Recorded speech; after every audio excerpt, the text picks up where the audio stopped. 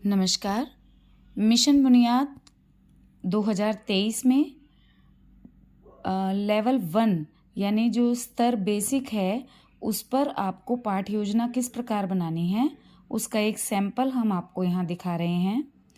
देखिए, हमें पाठ की शुरुआत करनी है गपशप के द्वारा। जिस भी विषय पर पाठ है उस विषय से संबंधित प्रश्न उत्तर पूछकर या बातें करते हुए पाठ को आगे बढ़ाना है। फिर आपको पुस्तक मिली हुई है उसमें जो पहला पाठ है उसका चित्र दिखाते हुए छात्रों से पूछना है कि इस चित्र को देख करके बताइए कि क्या हो रहा है। इसके बाद शिक्षिका या शिक्षक पाठ का वाचन करेंगे और शब्दों को बिल्कुल स्पष्ट करते हुए कहानी की तरह उसे पढ़ाएंगे। सिर्फ शिक्षिका ही पढ़ेगी, ये ध्यान रखना है, बच्चे पीछे पीछे नहीं दोहराएंगे। उसके पश्चात अंगुली वाचन यानी जो अध्यापिका है वो बच्चों को एक एक शब्द पर अक्षर सहित बोलते हुए थोड़ा स्लो हर मात्रा को बताते हुए और बच्चों को उंगली रखवाते हुए हर शब्द को पढ़ने के लिए कहेगी, बोलकर पढ़ने के लिए कहेंगी। इसके बाद जो बच्चे हैं उन्हें समूह में बांट करके छात्राओं को धीमे धीमे पढ़ने के लिए कहा जाएगा और छात्राएं आपस में ही कठिन शब्दों पर चर्चा भी करेंगी। समझ न आने पर शिक्षिका से भी सहायता ली जाएगी। इस दौरान शिक्षिका कक्षा में घूमती रहेंगी। इसके बाद जब बच्चे एक बार पढ़ लेंगे तो फिर शिक्षिका कहेंगी, मेरे जैसा कौन पढ़ेगा, और बच्चे को बुला करके आप पढ़ने के लिए कहेंगे। इसमें हम लेखन कार्य करा सकते हैं, जैसे आ की मात्रा के शब्द जो पाठ में आए हैं आप इस तरह से दे सकते हैं, या पाठ में अगर सा से शुरू होने वाले शब्द हैं, ये पाठ के ऊपर ही निर्भर करता है कि आप उसी में से किस प्रकार से वर्कशीट बना सकते हैं।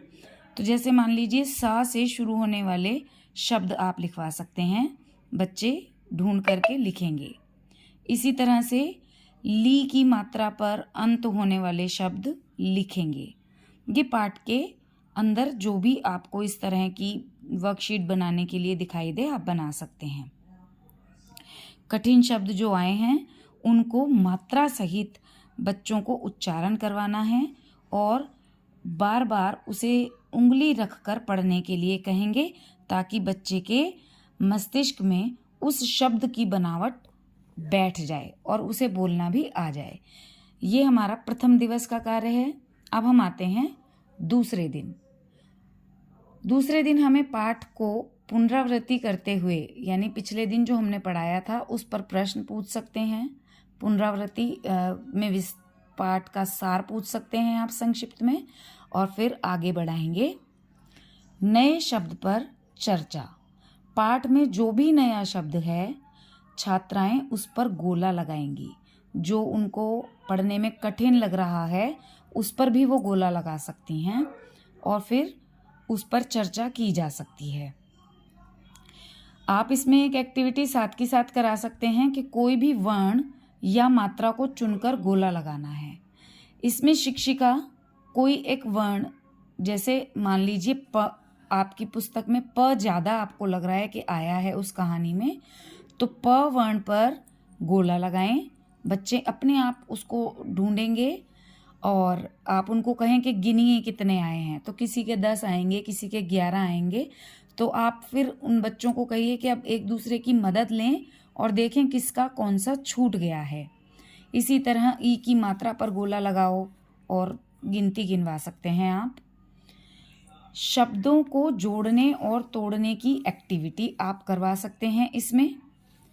जैसे ये देखिए, पाठ में अगर गुड़िया आया है तो गुड़िया, इसको बोलते हुए एक एक मात्रा को बोलते हुए बच्चे तोड़ तोड़ करके लिखेंगे, या आप एक पूरा शब्द दे दीजिए लिखने के लिए और बच्चा उसे तोड़ तोड़ करके लिखेगा।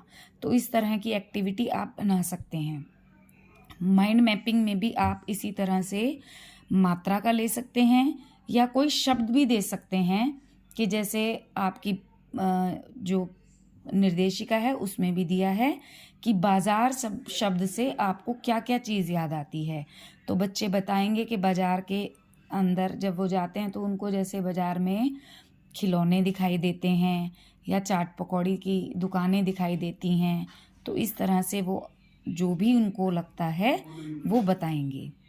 इसी तरह से आप स्वरचित एक वर्कशीट बना सकते हैं जिसमें चित्र दिखा करके बच्चे को उसका नाम लिखने के लिए कहेंगे, या हमने उदाहरण देकर बताया हुआ है, या मिलान करने के लिए कह सकते हैं कि चित्रों का सही नाम के साथ मिलान कीजिए, और पाठ में आई जो वर्कशीट दी गई है उसको भी आप बच्चों को हल करवाएंगे और पूरी तरह से बच्चों को इन्वॉल्व करेंगे। Thank you.